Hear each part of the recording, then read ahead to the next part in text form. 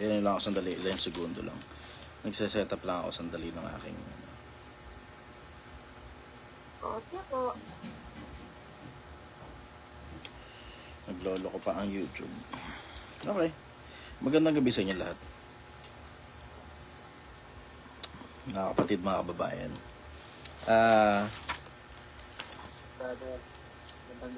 Good evening. Okay. Gusto ko muna simulan yung aking pagsasalita ng pagpapaalala, gaya pa rin ng dati.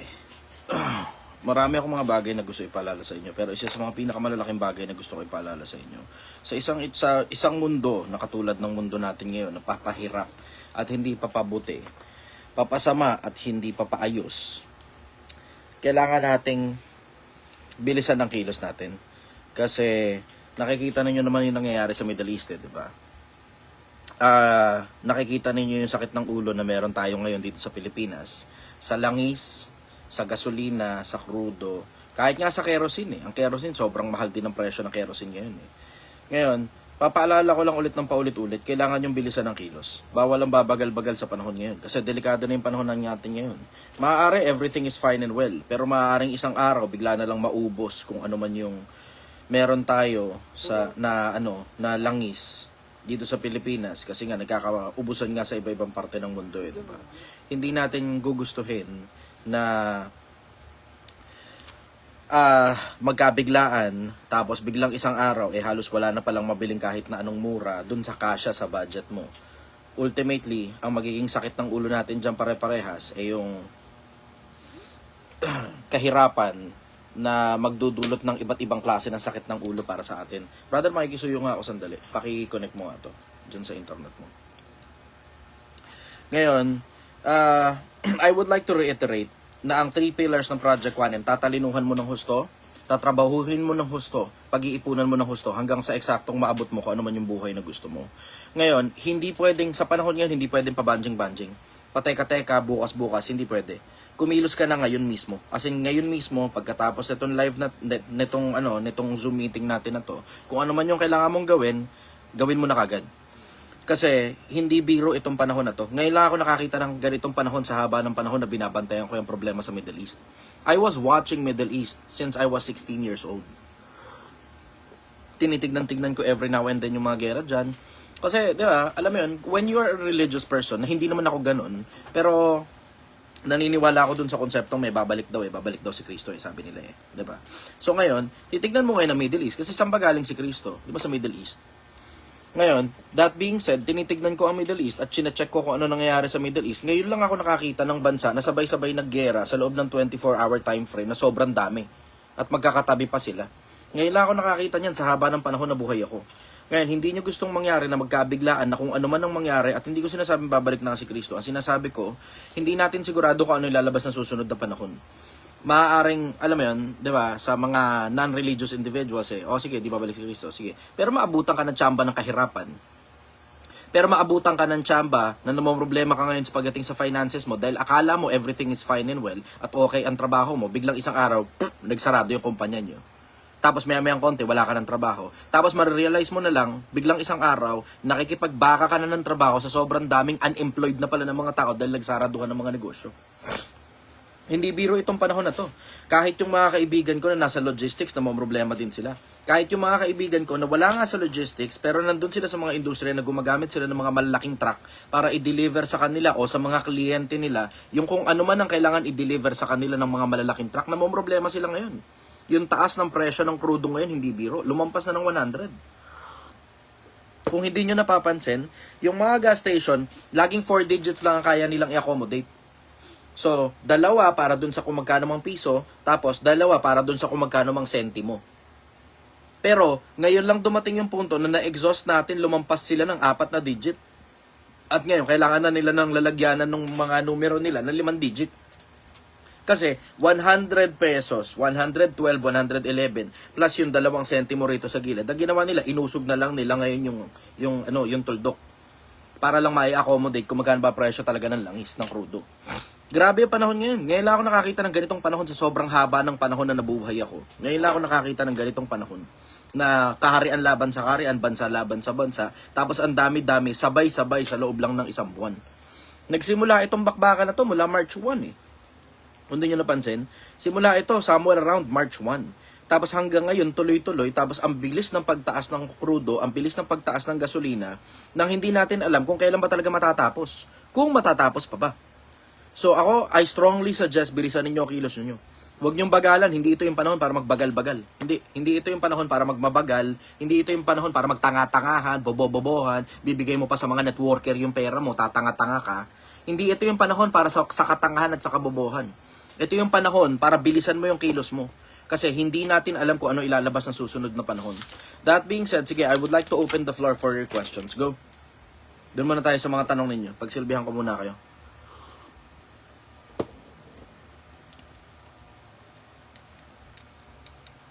Ito na naman tayo. Waiting na naman tayo. Mafi, nandyan ka?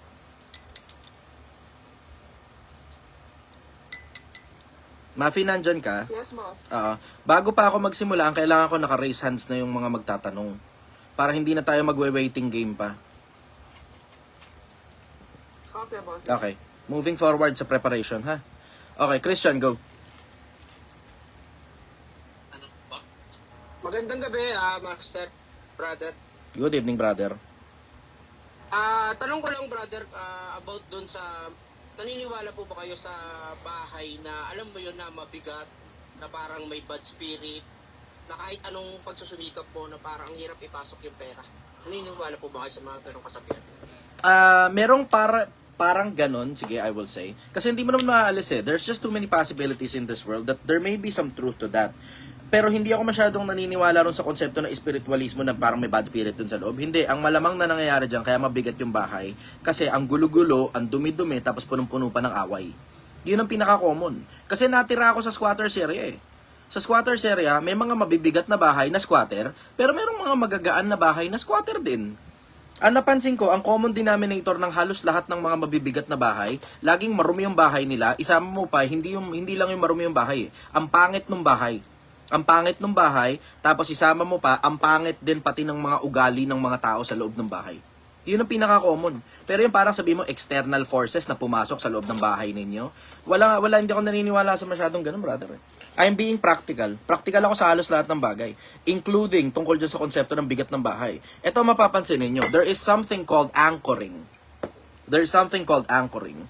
Yung bang kapag pauwi ka na ng bahay, bumibigat yung bawat tapak ng paa mo. Tapos pag uwi mo sa bahay, ang bigat-bigat ng bahay. Bakit? Kasi may kaaway ka sa loob ng sarili mong pamamahay. Naniniwala ako sa ganong konsepto. Yun ang dahilan kung bakit hindi ako mahilig makipag-away sa loob ng bahay. Lalo ngayon dito sa sa lugar ng mga crew ko. Dito ako ngayon natutulog sa lugar ng mga crew eh. Ngayon, dito sa lugar ng mga crew ko, hindi ako mahilig parang papagalitan sila dun sa loob nung kung saan man sila nanunuluyan. Kasi bibigat eh.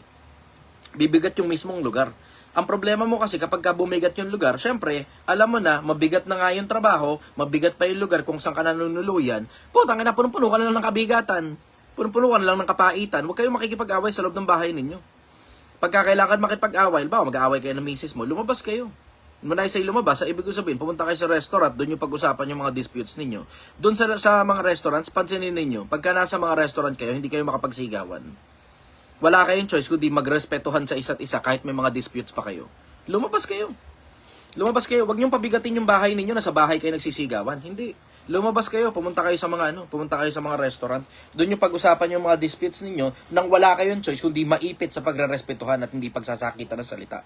Wala kayong choice. Yun ang sagot ko ron. Follow-up question, brother. Maraming salamat, naiintindihan ko po. About ng mga follow-up question po, yung mga sinasabi, brother, ng mga matatanda, na yung pag-iikot ng insenso sa loob ng bahay, hindi mo madadaan sa pagganong-ganon yan, brother. yun yung kaya doon. Sorry, hindi mo madadaan sa pagganong-ganon yan. Kahit ano pang insenso ilagay mo sa buong bahay mo, kung kaaway mo yung asawa mo, wala pa rin pakinabang yan. Gusto mo pakain mo yung insenso sa asawa mo, ganun. Baka sakaling gumaan ng bahay. Kung gumagana pala yan, sana ganun na lang, 'di ba? Bakit ba bumibigat yung bahay? Kasi nga maraming ang sigalot, maraming away. Mapapagaan ba ng insenso yan? Hanggat hindi nagkakaayos yung mga magkakaaway, hindi gagaan na yan. Tapos ang pinakamabigat pa dyan, maayos na kayo. pero ayaw mo na ron sa bahay na yun dahil lagi na lang may mga pag-aaway dun sa bahay na yun, naangkoringan mo na ng negative emotion yung mismong bahay mo. Yun ang di mo gugustuhin, brother. Kaya nga sabi ko sa inyo, lalo na sa mga mag-asawa, huwag kayo masyadong away ng away sa loob ng bahay ninyo. Hindi naman lahat ng bagay kailangan pag-awayan pa eh. Nahulog yung pinggan, kailangan ba mag-away pa? Eh kahit yung mismong nakahulog ng pinggan, di rin naman niya gustong mahulog yung pinggan eh, diba? Sa mga bagay na alam mo naman nang hindi na mauulit, itiko mo na lang ang bunganga mo at suportahan mo na lang yung nagkamali. Diba? Sa mga bagay na hindi naman na mauulit, itiko mo ang bunganga mo at suportahan mo na lang yung nagkamali. Yun ang magagawa mo. Sa bagay naman na paulit-ulit, pwede naman ng maayos na usapan. Pag hindi madaan sa maayos na usapan, edi magpadaya ka na lang. Pwede naman yun eh. Para lang manatiling maayos yung relasyon. Hindi ba ganun din naman yung sinasabi sa Biblia? Tunay nga na isang pagkukulang sa inyo ang kayo-kayo'y magkaroon ng usapin. Bakit hindi bagkus kayo'y padaya? Bakit hindi bagkus tiisin ninyo ang kalikuan? Kung nakakakita ka ng pagkakamali at hindi mo naman detrimental naman yung pagkakamali na yan, at tipong parang nakakabit na lang kasi dun sa pagkatao ng tao yon, edi magpadaya ka na lang kung hindi naman sobrang, alam mo yun, kung hindi naman sobrang detrimental ng klase ng mga pagkakamali. Diba? Follow-up question, brother. Okay na, brother. Maraming salamat po. Marami po ako natutunan. Okay, sige. Magandang gabi po. Salamat. Raymark, Cagayan Valley, Isabela, go. Good evening, brother, and Hello. sa lahat. So, ang tanong ko po, brother, is since dati ka pong nasa BPO industry, so how you handle irate customers? Primarily, you have to handle irate customers at just letting them self-destruct. Hayaan mo lang sila. Sa self-destruct yan. Tapos eventually, parang vulkan yan eh. Galit ang customer. Sige, maintindihan mo naman. Hindi naman sa'yo nakadiretso galit niya. Maliban na tatanga-tanga kayo, diba? Pero kadalasan, ang galit ng mga customer, nakadepende yan doon sa kumpanya. So, doon sa kumpanyang pinagtatrabahuhan mo, naiinis sila sa serbisyo o produkto na nabili nila, ikaw ngayon na mapapagbalingan, hindi mo kailangan damdamin yun. Welcome ka na makaramdam, pero choice mo kung daramdamin mo yan. Sasakit lang ang ulo mo dyan, magkakaroon lang ng negative connotation sa iyo mismong trabaho mo pag dinaramdam mo yung sinasabi ng customer. Kahit magsisigaw pa, hindi mo na kailangan damdamin yan. Paano mo i-handle? Hayaan mo lang sila, pakinggan mo. Yun lang naman ang kailangan nila eh. Kailangan nila na makikinig. Tapos pagkatapos nun, hindi mo pa pwedeng sa umpisa pa lang sumisigaw yung customer, bibigyan mo kagad logic, hindi ma-translate ng utak niya yan. Hindi ma-absorb ng utak ang logic kapag galit na galit yung tao. Ang kailangan mo muna, pahupain mo muna yung galit ng tao. Ang ginagawa ko nung ahente pa ako, minumute ko muna yung customer. Tapos doon sa mute, meron tong mga tugtog na nakaka-relax. Ayan. Ano tawag naalala ko ng mga panala sa BPO ko. Ang tawag ko doon, music therapy. Let me just put you on hold, okay? Tapos pag pindot ko ngayon ng mute, music therapy ka ngayon. Nakikinig ka ngayon doon. Just yung kadalasang music doon eh. Parang kala mo nasa elevator ka eh. Patatagalin ko muna siya ron. Wala pang 2 minuto. Dadya ka muna. Music therapy ka muna niyan. Pagbalik ko, nagsisisigaw ka pa rin. Music therapy ka uli. Hanggang kumalma ka. Pagka kumalma ka, tsaka tayo mag-usap ng logic. Yun ang sagot ko ron. Follow up, brother. Thank you so much dun, brother. Effective yun. Pero check mo syempre sa quality. Kailangan smooth yung transition na yan. Hindi mo pwede sabihin, let me just put you on music therapy. Hindi mo pwede ganun. Sakin naman si Raul ka. Follow up, brother. In connection naman dun, brother. So, how you remain composed and How focused do you despite, remain? Despite encountering this kind of people? Paulit ng tanong, brother. Sorry napulis ko ng kapiraso yung grammar. How do you remain? How do you remain Yan. composed and focused despite encountering this kind of people? Remember that emotions doesn't necessarily need to be actioned upon. Emotions are just there, and it's completely up to you if you will act upon what your emotion is telling you. Emotions are just there. At the end of the day, what matters most is the result that you want from the situation. What matters most is the result that you desire from the situation. Ang iisipin mo palagi, ano ba eksakto yung resultang gusto mo dun sa sitwasyon. Hindi pwedeng yung emosyon ang nagdidikta ng kung ano man ang dapat mong gawin. Dahil yung emosyon, walang direksyon yan, brother. Walang direksyon. Ang emosyon, pag pinagawa ka ng kahit na anong kilos ng emosyon mo, walang eksaktong direksyon yan. Wala. So, dapat mauna muna, ano ba eksakto yung goal mo? Ano ba dapat yung gusto mong marating dun sa eksaktong sitwasyon na nandoon ka? So, pag nakuha mo na eksakto, kung ano eksakto yung goal mo, kung ano yung gusto mong marating dun sa eksaktong sitwasyon, tsaka mo ngayon kakabitan ng emosyon na kailangan. Bawa, tinan mo, tatanong mo sa akin, how do you remain composed? How do you remain unfazed? Dun sa konsepto ng situation na ibinibigay sa'yo ng customer. At the end of the day, ano ba resultang kailangan ko? Ang resultang kailangan ko, matuwa sa akin ng boss ko.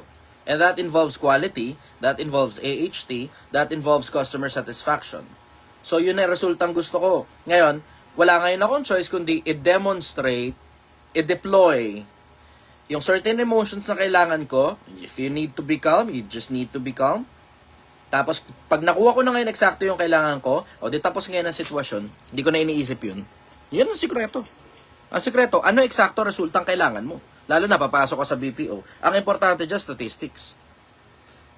Hindi emosyon mo. Pag maniwala ka sa akin, binanata mo na emosyon mo yan, mamumura mo rin talaga pabalik ang customer. Nakarinig na ako ng mga ganun eh. May mga recording pa yan, nasa internet eh. Follow-up question, brother.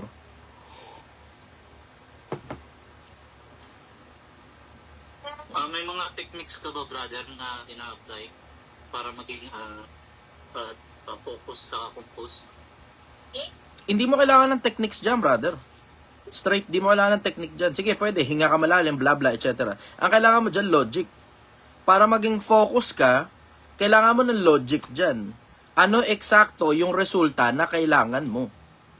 Ano eksakto yung resulta na kailangan mo? Tapos, yun ay iisipin mo paulit-ulit. Ano pa ba naman technique ang kailangan mo ron? Diba? Mag-focus ka kasi dun sa eksaktong kailangan mong mangyari. Para hindi mo na kailangan sobrang daming technicalities. Kasi tinan mo, pansinin mo, pag pinaparami mo yung steps ng proseso, lalong gumugulo. Hihingi ka pa sa akin ng technique, hindi uubra technique dyan. Diretsahan lang. Hindi mo na madadaan sa pa-technique yan. Sabi mo na nga, focus di ba? Paano ka makakapag-focus doon sa eksaktong kailangan mo? Yun mismo pag-focusan mo yung resultang gusto mo. Ano pa ba naman ang technique na gusto mo ron? Marami akong kaya ibigay na technique sa'yo, pero gugulo lang isip mo. Kailangan mo munang matutunan muna yung konsepto na kung ano ba eksakto yung resultang kailangan mo, yun eksakto yung kailangan mangyari. Kasi tuturo naman sa'yo mismo sa BPO yan eh. Pagpasok mo sa BPO, tuturo sa'yo yung konsepto ng quality, tuturo sa'yo ang konsepto ng AHT, best practices along those lines, diba? Ituturo sa'yo lahat yan, brother. Hindi mo na kailangan ng external forces pa na technique. Ang kailangan mo ngayon, focus. Nandun na eksakto dun sa tanong mo, yung sagot mo. Follow-up question, brother.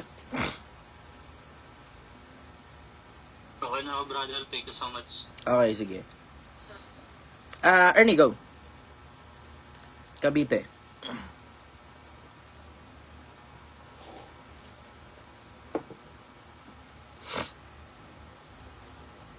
Raymark, Cagayan Valley, go. Isabela. Sorry, brother, hindi ko lang nababa yung ano ko. Okay. Thanks. Sige. Ernie, go. Chris, Cavite, go. Ilaway doon. Ella, brother, go. Sige, Ernie mo na, go. Brother, Master, tanong ko lang, Master. Yung kaguluhan na nangyayari sa atin ngayon. Pag nagtagal ba to, brother, maaaring bumalik tayo sa lockdown?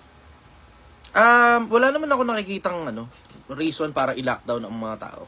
Pero ang malamang na mangyayari, every now and then, makakakita kayo ng sobrang taas na spike sa gasolina. Tapos every now and then, makakakita rin kayo ng mga gasolinahan hindi nagbebenta ng gasolina. Kasi syempre, iniipit nila yung gasolina, diba? Ngayon, wala tayong choice ngayon, kundi kumapit lang talaga ng husto. Pero tungkol sa lockdown, wala ko nakikita magiging lockdown. Wala ko nakikita. Maaaring mali ako rito Pero may mga nagsasabi rin kasi na may possibility na magkaroon ng lockdown Merong nagsasabi ng ganun. Pero syempre, sasamahan mo ng kapirasong logic. Wala na ngang mabili halos na kahit na anong mura. Ila-lockdown mo pa. Ano dahilan para i-lockdown? Saka kailangan samahan mo ng logic. Yung pandemya, understood, kailangan talaga ng lockdown nun. Bakit? Kasi tumatawid-tawid yung virus, nakadepende sa pagtatawid-tawid at paglalakad-lakad ng mga tao. Pero itong panahon na ngayon, wala namang dahilan para i-lockdown eh. Follow-up question, brother. Eh, brother, master, thank you. Okay, thank you. Chris Cavite, go. Hello. Medyo, oo. Tanggalin mo na lang yung headset mo. May headset ka ba? Sobrang hina eh. Ito, okay. Yan, okay na. Go. Okay. Ayun, first of all, ako yung nasa TikTok noon na, ewan ko kung YouTube, TikTok, or Facebook na nagano sa'yo, na sinasabi, na matagal ako nakikinig sa'yo. Ngayon naka-join na ako sa sa GC. Kala ko nambash ka sa akin dati. Buti ko away ng basher doon. Okay. Hindi, may tanong ka, brother. Kasi, ito, pwede kong gawin kasi kapatid ko matigas sa ulo kahit na sinasabihan na namin, kapatid ko, tatlo kasi kami, umanay ako. Okay. Sabihin namin ng kapatid, kasi gitna yun, mas may anak pa siya. Tapos, yung kapamangkin ko nakalsada na, yung kapatid ko is nasa, ngayon sinasama sa boyfriend niya, hiyat na siya, isang tuwa. Tapos, nung mga nakaraan, tumatawag kay mama na nanghingi ng pera, matiman lang daw siya ng sinigang. Hindi naman, kung nandito siya, hindi naman siya pinalayas. Sinabihan pa siya na huwag siyang umalis. Mhm. Sabi niya, patira dito yung boyfriend niya. Kaso, yung boyfriend niya kasi iba ugali. Parang talaga nag-aalit yun. Tapos, nakasakbahan ko pa ng isang beses dito. Mm. So, balikin dito. Ako kasi, may plano kong mag-abroad. So, pag nandito siya, is mapupunta rito yung kapatid niya, yung boyfriend niya, na which is ayaw nga rin ni mama. Mm. Pati kapatid ko parang gumagamit na rin. Pero, parang tumitigil na rin or what. Basta ganun. So, ano kaya pwedeng gawin ko doon? Wala. Hindi Ano siya pwedeng ayaw. gawin? Wala. Pabayaan nyo siya. May sariling buhay na yan. Marunong na nga gumawa ng bata eh. Huwag kasi kayo mahilig na nakikialam sa buhay ng may buhay. Kahit kamag-anak nyo pa yan. Kahit kapatid nyo pa yan, pabayaan nyo sila. Kung paano nila gusto mabuhay, sa ganun nila gusto mabuhay eh. Ano naman ang pakialam nyo dun, di ba? Pabayaan nyo sila. Kasi tinan mo, pagka kukunin mo problema ng ibang tao, ipapalo mo sa ulo mo, tapos ayaw naman nung tao na yun na maayos yung problema niya, tinan mo, hindi mo rin kayang ayusin yung problema niyan eh. 'Di ba? Kasi in the first place, wala naman siya nakikitang problema sa ginagawa niya. Kayo lang ang nakakakita ng problema sa ginagawa niya. Huwag niyo kasi pinakikialaman yung problema ng ibang tao para di kayo nagkakaproblema. Yun ang sagot ko ron. Follow-up question, brother. Yun po, brother. Kasi yung comment ko rin is, yun pa, pabayaan niya na rin. Hindi mo na problema yun. Problema niya na yun. Hindi mo na problema yun. Anak niya yun. Kahit anong gusto niyang gawin sa anak niya, wala kang magagawa. Huwag kayo nakikialam. Ulitin ko, huwag kayo nakikialam sa buhay ng ibang tao. Kasi pag pinakikialaman ninyo buhay ng ibang tao, for obvious reason, magkakaproblema ka. Ayaw mo ng problema, huwag mong pinakikialaman yung problema ng iba. Ganon ka simple. Ngayon, tanong mo, bakit naman ikaw pinakikialaman yung buhay ng ibang tao? Kasi I'm doing it for entertainment purpose. Ako na-entertain sa ganito eh. Natutuwa ako sa ginagawa ko eh. Oh, 'di ba? So ako natutuwa sa ginagawa ko. Ikaw, tanong ko sa'yo, natutuwa ka ba sa problema mo sa kapatid mo? Oh, 'di ba? Kaya ikaw hindi ka natutuwa kasi nga pinakikialaman nyo nga kasi buhay ng ibang tao. Huwag kayong pakialam ng buhay ng ibang tao. Mga pakialamero naman itong mga taon to. Yung kapamangkin ko kasi napapabayaan na, nangangalsada na. Ano naman? Hindi mo naman anak yun. 'Di ba? Kahit pa maging siraulo yung pamangkin mo na yan, hindi mo pwedeng paluin yan. Ano ka? Hindi mo naman anak yan. Huwag kayong nakikialam sa buhay ng ibang tao. Pakialamerong mga taon to. Huwag niyo pinapakialaman yung buhay ng ibang tao. Alam mo, turuan ko kaya, sa mga nakarinig na ito konsepto ng peace of mind. So, matutong peace of mind, bago ka sa Project 1M, tuturo ko sa inyo, ito principle ng peace of mind. Peace of mind, dalawa factor niyan. Una, lahat ng problema mo, resolbahin mo. Bilisan mo, huwag kang babagal-bagal. Huwag kang bobo-bobo, huwag kang tatanga-tanga, bilisan mo. Bakit? Kasi, pagka binagalan mo, yung problema, nagkakapatong-patong, may darating sa yung bagong problema, tapos yung lumang problema, hindi ka patapos nun, babagal-bagal ka kasi. Nagkakapatong-patong. Di wala ka ngayon peace of mind. Tapos, itong pangalawa, pag ito hindi mo sinama sa equation, maniwala ka sa akin kahit ano pang naayos mo na, kung ano man yung problema mo, magkakaproblema ka pa din at tanggal na naman ang peace of mind mo. Yung pangalawa, huwag niyong pakialaman yung problema ng ibang tao. Pag yung ibang tao, isinasaksak sa inyo yung problema niya, bigay ninyo sa kanya yung unang problema. Yan, ganyan. Yan. Matuto ka ngayon. Yan, ganyan. Komo, Okay, brother. hindi mo nakikita to, no? Sabag- Alin? Tama, sabi ko sa'yo, hindi mo nakikita eh. Hindi, nakikita ko na. Yan, nakikita mo na. O, ito, bigay mo sa kapatid mo. Facebook at Facebook. Ito, bigay mo sa kapatid mo. Literal. Oo, bigay mo sa kapatid mo yan. Literal. Siya gumawa ng sarili niyang sakit ng ulo, tapos paparesolba sa inyo sakit ng ulo na siya gumawa. Putang ina ako, diretso gaganyan lang talaga kita. Pakyo ka, putang ina ka. Kahit ka mag-anak pa kita, kahit kapatid pa kita, ikaw ang gumawa ng sarili mong sakit ng ulo. O ngayon, ayaw mong resolbahin yung putang inang sakit ng ulong ginawa mo. Ang gusto mo, yung sintomas ng sakit ng ulo, which is yun yung kawalan ng pera, dahil sa katangahan ng desisyon mong ayaw mong resolbahin, at ayaw mong iwanan yung boyfriend mong addict, ang gusto mo, yung sintomas, paparesolba mo sa amin. Yung sintomas, ang gusto mong paresolba. Pero yung problema, ayaw mong resolbahin. Diba? Wala daw akong video. Wala pala akong video sa Zoom. Brother, wala akong video, brother, sa Facebook ko nanonood sa'yo. Sa Facebook ka nanonood. Okay. O, yan. So, naka-on cam na ako ulit. Ulitin ko ulit, ha. Ang sikreto, para sa peace of mind, re-resolve mo yung problema mo, bilisan mo. Kasi pag babagal-bagal ka, nakakapatong-patong. Yan. Tapos, kapag na-resolve mo na lahat ng problema, peace of mind ka na, di ba? Tapos, syempre, ang mga tao, nakita, uy, putang inang galing, na-resolve niya yung problema niya. Tara, saksakan natin siya ng problema. Ang pangalawang factor doon, lahat ng problema ng kapwa-tao mo, kahit sino pa yan, huwag mong pinakikialaman. Pagka sila gustong isaksak sa iyo yung problema nila, bigay mo sa kanila to. That's another term for ako, nire-resolve ako sarili kong problema. Huwag nyo akong gawa ng problema. Pag nagka-problema kayo, resolbahin nyo sarili nyong problema. Eto ka, Matuto kayo mag-send ng selfie. OFW ka. Mars, pautang naman, bla bla. Ay, Mars, pasensya ka na, pero hindi ako nagpapautang eh. Nako, napakasama naman ang ugali mo. Mars, napakadamot mo naman. Selfiean mo. Eto, Mars, sige, papautahin kita. Ito para sa iyo. Eto, Mars, para sa ito. Diba? Diba? Matuto lang kayo ng konting kagaspangan ng ugali. Matuto kayo ng konting kagaspangan ng ugali. Matuto kayo ng konting kabastusan. Tignan mo, titigilan ka ng mga tao ng kagagawa ng problema na sinasaksak sa'yo. Yung iba, akala nila madadaan sa pabait-bait yan eh. Hindi nadadaan sa pabait-bait yan. Sometimes, you have to reply with them with a simple note. Simple note lang. Yung simple note, you cannot reply to this message.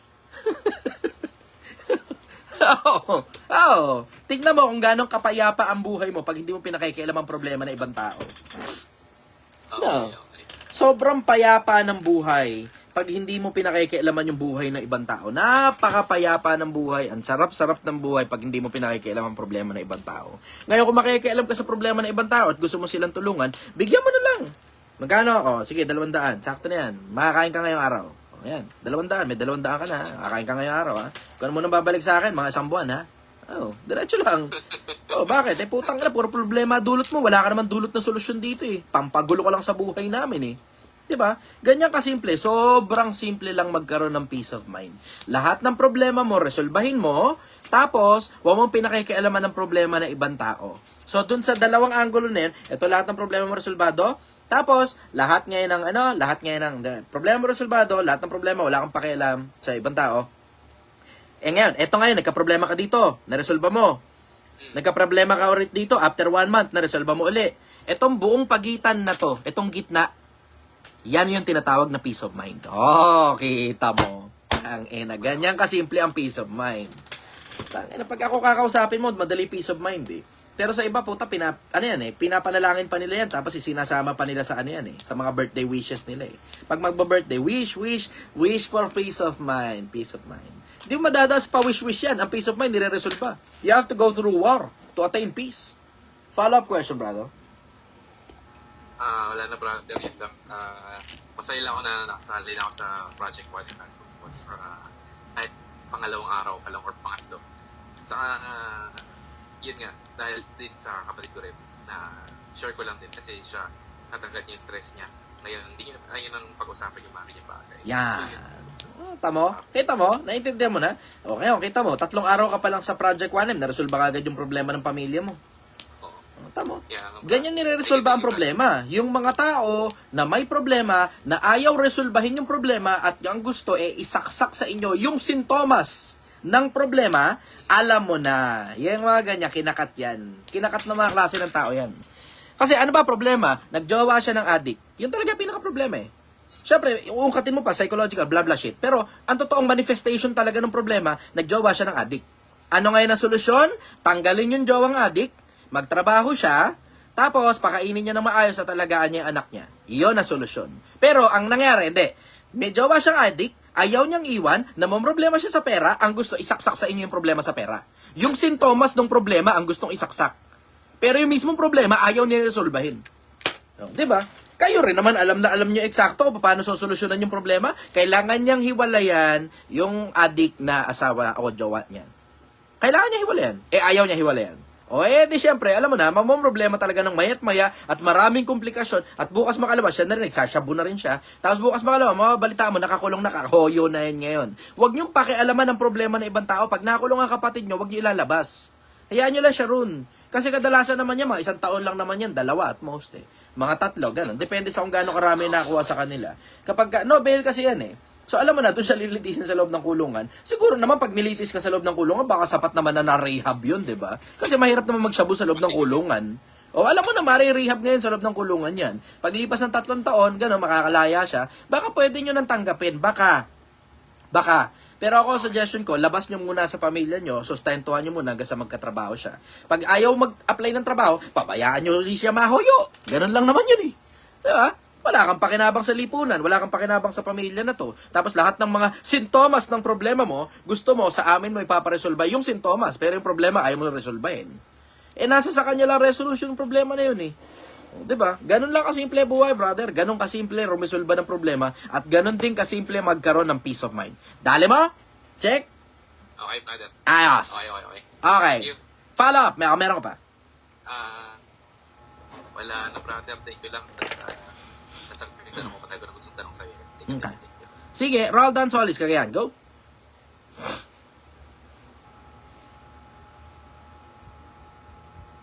Good evening, boss. Good evening. Yan Tanong ko lang po, boss, kung paano pala kasi mapagandahin yung charisma ng isang tao o yung sarili ko. Kailangan mo ng maraming experience para sa charisma, brother. Kasi alam mo yung charisma kasi, ibig sabihin ng gustuhin ka ng tao Paano ka ba magiging gustuhin ng tao? Matuto ka ng body language. Hindi lang sa body language mo, kundi sa body language na nakikita mo galing sa mga tao. So, dalawa yan, di ba? Nakakakita ka ng body language ng mga tao na gusto mo. Pwede mong i-adapt yun, baka sakaling gumana sa'yo. Nakakakita ka din ng body language ng mga tao na hindi mo gusto. Iiwas ka ron kasi alam mo, sure fan, hindi mo talaga magugustuhan. Definitely, hindi rin magugustuhan ng ibang tao pag dinedemonstrate mo yung same body language. Tapos, isa pa. So, nakuha mo na yung body language na gusto mo at saka hindi mo gusto. Isa pa, matuto ka rin ng body language nung kabila yung kausap mo. So, makikita mo rin sa kausap mo kung nagugustuhan ba niya o hindi yung mga kilos mo. So, makikita mo ngayon sa body language niya. Sa ganun ngayon, alam mo, mapapataas ang charisma mo. Kasi, tinan mo, halimbawa, pakita ko sa'yo, diba? Pakita ko sa'yo. May mga dahilan kung bakit ko ginagawa. May nagsend ng 1,000 stars. So, nakakatuwa naman to. Thank you po, Nagsend ng 1,000 stars. Maraming salamat. Papunta na lang yan dun sa isa pang editor ko. Incentive niya yun Yan. Nakakakita ka ngayon ng mga body language ng mga tao na mga nakikita mo kung nagugustuhan ba nila yung kilos mo o hindi. Nakikita mo yan Kita mo sa mata nila, kita mo sa mukha nila kung yan bang mga kilos mo na yan gusto o hindi nung mga tao na nakakausap at nakakasalamuha mo. Diba? So sa ganong angulo, alam mo na kagad, isang tingin, automatic na kagad, may mga bagay na common denominators na, pagka ganito ang kilos ko, natutuwa tao. Pag hindi ganito ang kilos ko, hindi natutuwa tao. Ngayon, in my case naman, dahil medyo mas above na ako ng konti ron sa konsepto ng charisma, kasi wala naman akong pakialam kung gusto ko ng tao o hindi Ang gusto ko lang sa mga tao, makatulong So, ganun yung konsepto. Ang gusto ko lang sa mga tao, makatulong. So, ngayon, ang kailangan ko naman gawin, personal, kailangan ko makuha attention ng audience. Ngayon, tingnan mo, pansinin mo. Itong buhok ko lang na to, itong mukhang tanga rito sa gilid, nakita mo parang fluffy dito. Ito, sapat na to para kumuha ng atensyon eh. Tingnan mo, babasahin ko sa iyo komenta. May di nakaklip sa buhok mo, master. Oh, tingnan mo, sabi ni Ogie Alcoseba. Oh, 'di ba? Ito mismo fluffy na to. Sapat na para makakuha ng atensyon. 'Di ba nakuha ko 'yung atensyon ngayon? Nung makuha ko ngayon 'yung atensyon ninyo, alam nyo na ngayon, automatic. 'Di ba? Na bibigyan niyo sa akin 'yung atensyon kasi dahil dito, tapos makikinig ka ngayon, dadigest mo ngayon 'yung mga pinagsasabi ko. Bakit? Kasi nakita mo mukhang tanga eh. 'Di ba? Ng pangit ng buhok na to, parang gago. Diba? May flappy-flappy doon sa gilid. Ano ka, clown? Ganun, diba? Siyempre, nasa isip mo di ba? Siyempre, di mo ngayon masasabi sa chat yun kasi alam mo, nagre-reply ako at binabasa ko yan. At alam mo, dudurugin talaga kita kapag nagsalita ka ng ganyan sa akin. O, ngayon, pakikinggan mo ngayon yung sinasabi ko. Bakit mo pakikinggan? Kasi nga mukhang tanga eh. Di ba? So, ngayon, yung isip mo ngayon, nagtatalo dun sa tangina mukhang tanga to. Kailangan ko ngayong i-confirm kung ito bang mukhang tangang tao na to na may flappy-flappy dito sa may bandang gilid ng buhok niya. Ito bang tao na to nagme-make sense o hindi?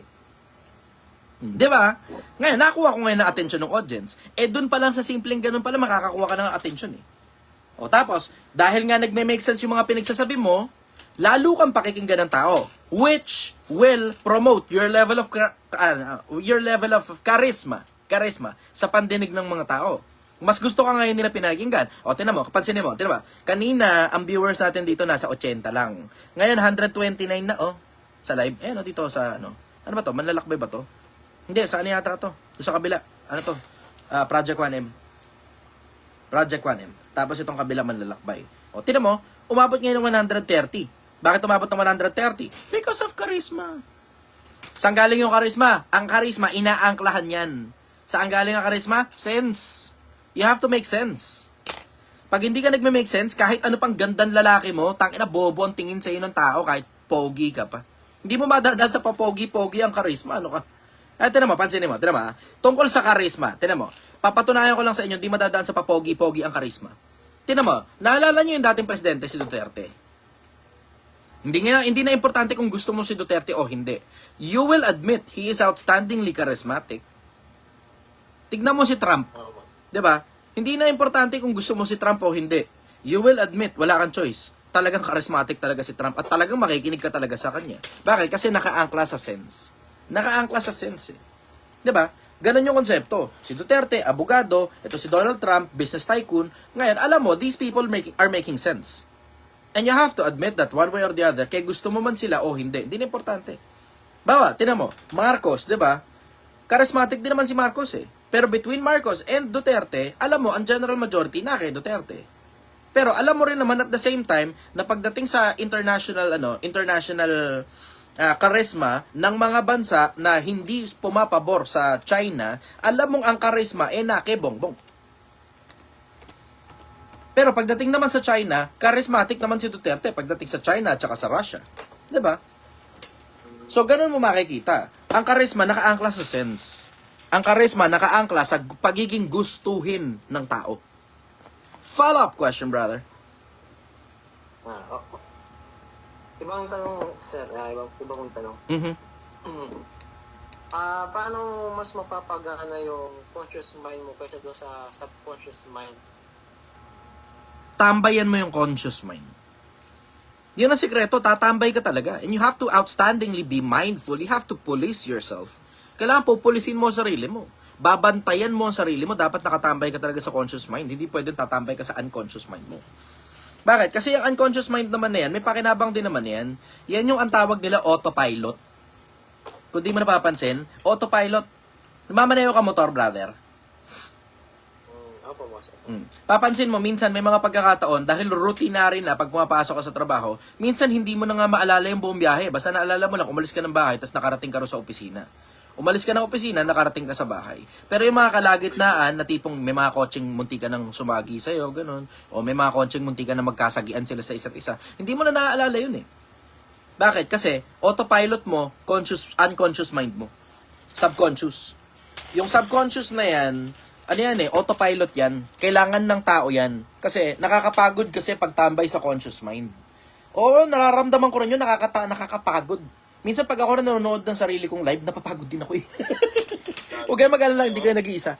So kung kayo napapagod sa akin, ako rin napapagod din ako sa sarili ko. Oo, minsan may mga pagkakataon, tangina, grabe. Alam mo itong araw na to, ito yung araw na ayokong panoorin yung sarili kong live. Kasi in case lang hindi nyo alam, pagka gumastos ako halimbawa ng 1 oras o 2 oras sa pagla-live, gumagastos ako another 2 hours para panoorin lang yung live na yun, para hanapan ko ng mali yung sarili ko. Ako mismo, ganun ginagawa ko, pinaproofread ko sarili ko.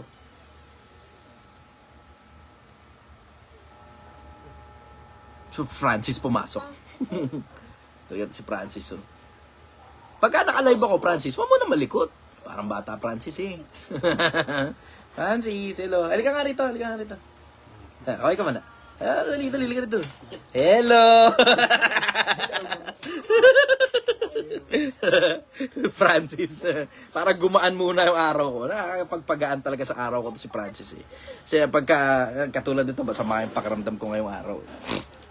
Hindi masyadong kagandahan. Pag nakikita ko si Francis, gumaganda araw ko, eh. Follow-up question, brother. Paano po mas matutukan yung conscious mind, boss? Paano pwedeng gawin? Sorry. Di pa pala ako tapos sagot na yun. Na-distract ako ni Francis, eh. Paano tututukan yung conscious mind? Pupulisin mo talaga sarili mo. Make sure meron kang ginagawang bagay na sensible araw-araw at kinikilusan mo. Tapos kailangan nakatambay ka talaga. Ikaw mismo, puwersahin mo yung sarili mo, tumambay ka sa conscious mind. Ang ginagawa ko personal, ito, gantong live, nakikita ninyo, di ba? Dito hindi pwede lumipad ang utak mo. Tangina, nai-imagine nyo ba? Ito nga isa sa mga bagay na parang, alam mo yun, napansin ko sa mahabang panahon na nasa social media ako, hindi ko pwedeng hayaan ang sarili ko tumambay sa unconscious mind kapag sumasagot ako ng tanong ng mga tao. Bakit? Kasi brutal ang mga tao, tangina, hanapan ka nila butas. Hindi nyo ba nakita kung paano si Franklin Miano dati? Nagsimula kayo dati social media, lumilipad, di ba? Tapos, may konti nagkamali lang ng pagsasalita. Sa nagkamali, dun sa, anong tawag niya? Anong sabi nun? Yung sa ano? Ang sabi niya, pwede bang mag-invest sa real estate kahit wala kang pera? Oo, pwede. Sabi niya ganun. Pwede daw. Paano gagawin? Kukuha ka ng landlord. Tapos sasabihin mo, hoy landlord, gusto mo bang regular na magkaroon ng tenant ang iyong property? No? Ako nang bahala. Lalagyan ko yan ng billiards and shit. Billiards and shit lang. Wala kang ampere. Saan magagaling billiards and shit? Oh, diba? Ayan na ngayon. Ayan na. Maya-maya, siyempre, dahil nagkamali siya ng sagot, maya-mayang konti, eto na ngayon ng mga tao, putang ina mo. Lahat ng mga inilabas niya, hinahanap na ngayon ng mga butas sa mga pinagsasabi niya. Bang! Hindi ka pwedeng tumambay sa subconscious mind mo, brother. Hindi pwede. Lalo na kapag meron ka sobrang laking responsibilidad, ang sikreto, kumuha ka ng sobrang laking responsibilidad na makakapagpausad sa personal na buhay mo. Yun ang sikreto. Wala kang choice ngayon kung tumambay sa conscious mind mo. Pagka nakatambay ka sa unconscious mind, mapapansin mo, subconscious, pag halimbawa nakatambay ka sa subconscious, mapapansin mo, papahirap ang buhay mo. Mapapansin mo yun, pag nakatambay ka sa subconscious. Nga, hindi naman masamang tumambay sa subconscious. Pero ito sasabihin ko sa inyo, i-reprogram nyo muna subconscious nyo. Reprogram muna. Kung papaano ang subconscious mo, marunong ka nang magmaneho sa autopilot, dapat ganun din ang buhay mo. Pag tambay mo sa subconscious, productive pa rin. Paano productive? Sobrang tindi ng tambay mo sa conscious mind mo. Na-reprogram na ngayon yung subconscious mo. Pag nakatambay ka ngayon sa subconscious mo, nagpapahinga ka. Sa sobrang bilis ng pagkilos mo sa araw-araw, kailangan mo magpahinga. O, di ngayon, pupunta ka ngayon sa beach. Doon ka ngayon, nasa subconscious mind mo. Pag tambay mo ngayon sa subconscious mind mo, doon mo ngayon mapapansin. Nasa beach ka, nagre-relax ka lang, o nasa waterfalls ka, nagre-relax ka lang, may-mayang konti, nagpapasok ka na ngayon yung mga idea sa'yo na mapapakinabangan mo pagpasok mo ulit sa conscious mind. Yun yung isa doon, yung tinatawag nila parang meditation. Technically, pagtambay sa subconscious yun eh. Meditation. Na alam mo yung hindi mo na naiintindihan na naghahalo na yung conscious at saka subconscious mo at the same time sabay. Meditation. Oh, ano nangyari? Nag-screen sharing si Ate Emmy. Okay. O, yan.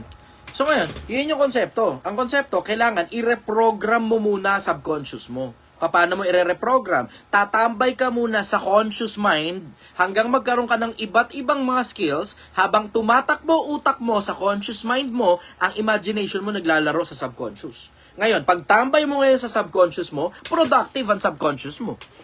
Kasi sobrang daming mong ginagawa sa conscious mind, yung subconscious mo na ang nag-iisip para sa'yo. Kuha mo yun, brother. Ito, brother. Follow-up question, brother. Okay na po, boss. Salamat po. Okay, Cavite, Christopher, go. Magandang gabi po, Brother Chai. Yan ah. Ako po yung pinagalitan niya nung nakaraan. Okay, sige. Buti naman, nakamute ka na ngayon. Nandiyan na po. Sige, ang tanong mo, brother. Ang tanong ko po yung about po sa indigenous people po or native people. Indigenous. Hindi indigenous. Ay, sorry po. Indigenous. Okay. Since nasa modern world na po tayo at patuloy na pagbabago ng mundo, sa tingin niyo po paano po kaya makapag-adapt ang mga native people katulad ng mga Aita sa modern world? Diretso, ang trabaho ng mga tao sa mundo, maging mabuting tao sa paningin ng Diyos. Optional na lang yung adaptation eh. Lalo na yung katulad dun sa kanila. Nabubuhay sila ng payapa sa mga mundo nilang sarili. Nang hindi nila kailangan ng mga parang gadget, ganun, pera. Hindi nila kailangan yan. Pupunta lang sila sa bundok, mahangaso sila, o pupunta sila sa bundok, babantayan lang nila yung mga yung mga tinanim nila. Pero yan yung ibig ko sabihin na pagtambay sa subconscious mind. Papansin mo, 'di ba? Kailangan unahin mo muna yung mga may pakinabang muna sa iyo. Kasi ang tanong mo, kung paano aayusin yung technology at kung paano pa uusadin yung buhay ng mga indigenous people. Kung meron kang ginagawang project para sa mga indigenous people, then kapakipakinabang sa iyo 'yun. Pero kung wala ka namang project para sa mga indigenous people, ano ngayon ang pakinabang sa iyo niyan? Ano pakinabang sa iyo nung brother? May project ka ba para sa mga indigenous people? Baka matulungan kita. Wala, po, naisip ko lang kasi ang dami na kasing lumalabas ngayon ng mga technology, tapos baka sila napag-iwanan din po, di po nila alam yung mga makabago ngayon. Yun po. Laro ng isip yan. Okay lang na maglaro ka paminsan-minsan ng isip mo. Okay lang yun, wala namang masama sa paglalaro ng isip. Pero pagtambay sa subconscious mind kasi paglalaro ng isip. Ako rin paminsan-minsan ginagawa ko yan, pero kailangan nagawa mo na muna lahat ng mga responsibilidad mo bago mo isipin yun. Ganon yun. Paminsan-minsan, ako rin naman hinahayaan ko rin naman ang sarili kong paminsan-minsan pumasok sa subconscious mind. Halimbawa, katulad nun, habang nagsasalita ka, pumasok ngayon ako sa subconscious mind ko. Nakakita ako rito ng double mint. Tapos, kumut-kut ako na gano'n habang nag-aayantay ako sa'yo na matapos ka sa sinasabi mo. May konti kumuha ko isang piraso. Tapos nilagay ko sa bibig ko. Tapos niluwa ko uli. Kasi na-realize ko, naka-live nga pala ako. Paano ka makikipag-usap sa mga tao? May nakasubo ka sa bunganga mo. Ayan, paminsan-minsan, hinahayaan ko lang yung sarili ko tumambay sa subconscious. Niluwa ko uli eh. Wala kasi akong choice. Siyempre, pag nagsalita ka, sa bibig mo tong double mint. O habang nagsasalita ka ngayon, may kumukulelong gumagalaw-galaw ngayon sa bibig mo. Ang hirap tuloy magsalita ngayon. Hindi, lalabas ko uli. O lalapag ko ngayon dyan sa lamesa. Mamaya na lang, to be continued yan. Sige, follow-up question, brother. So, bali po kunyari, halimbawa lang po na meron na po ako project sa kanila po, mga native po, about sa technology. Ano kaya po maganda doon sa kanila, i-share para malaman nila yung about sa... Maganda, brother, unahin mo muna sarili mo. Mayaman ka na ba? Hindi po. Unahin mo muna sarili mo. Bakit? Kasi pag inuna mong unahin ang ibang tao, ang tawag dyan, self-abandonment. Ano ngayon ang pinagkaiba mo dun sa mga OFW na nag-abroad, lahat ng pera nila, pinamigay nila sa mga kamag-anak nila sa Pilipinas, tapos pag uwi nila, butatangayin sila. Tapos tinatapon lang sila ng mga kamag-anak nila. Brother, yung pinoproblema mo sa mga indigenous tribes, maniwala ka, hindi ka sasaluhin yung mga indigenous tribes na yan pag nawalan ka ng pambayad sa ilaw at saka sa tubig. Sa renta at saka sa mga pagkain mo. Hindi ka po problemahin yung indigenous tribe na pinoproblema mo. Unahin mo muna ang sarili mo, tsaka mo problemahin yan, okay? Okay po. Okay. Mel, Bulacan, go. Good evening po, sir. Good evening po. Good evening, brother. Good evening po, sir.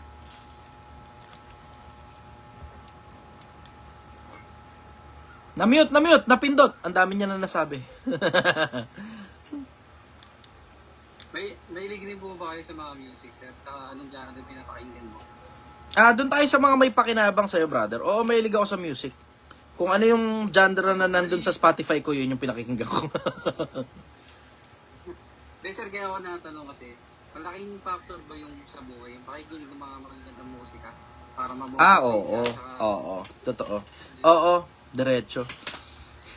You may consider it as a form of entertainment. Pero yung entertainment na yan, nagre-reprogram ng subconscious mind mo yan. Di mo lang namamalayan. Tangina, delikado yan. At pakinggan ninyo ako. Hindi nyo lang ina-expect ito. Hindi, tangina, ingatan nyo sarili nyo dito. Pakinggan nyo ako. Sa akin muna, attention. Sa akin muna, attention.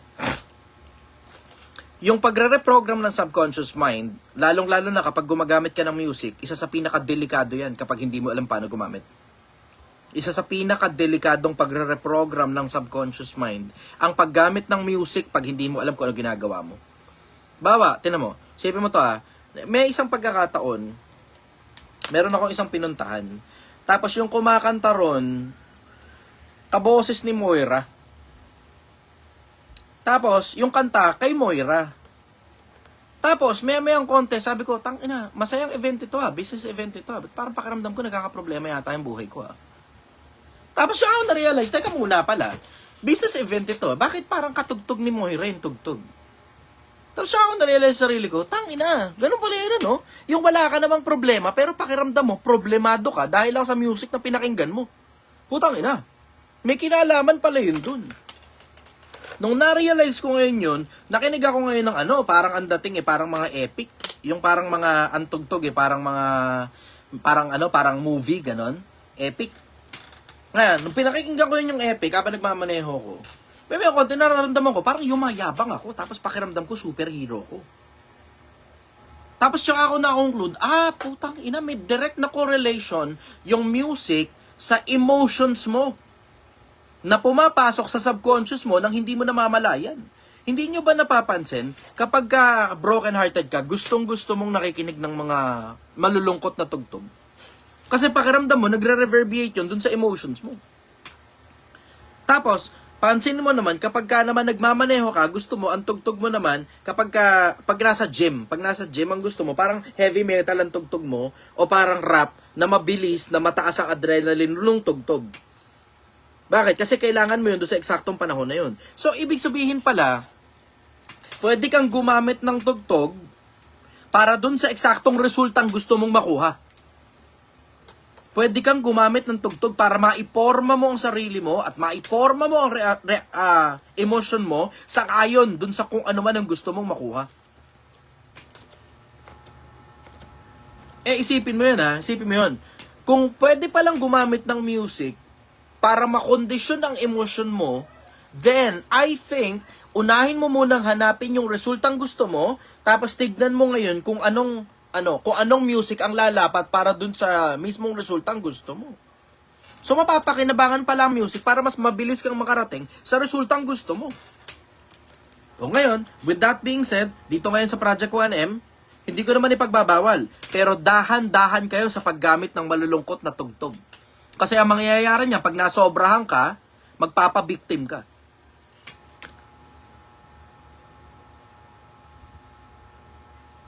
Dali lang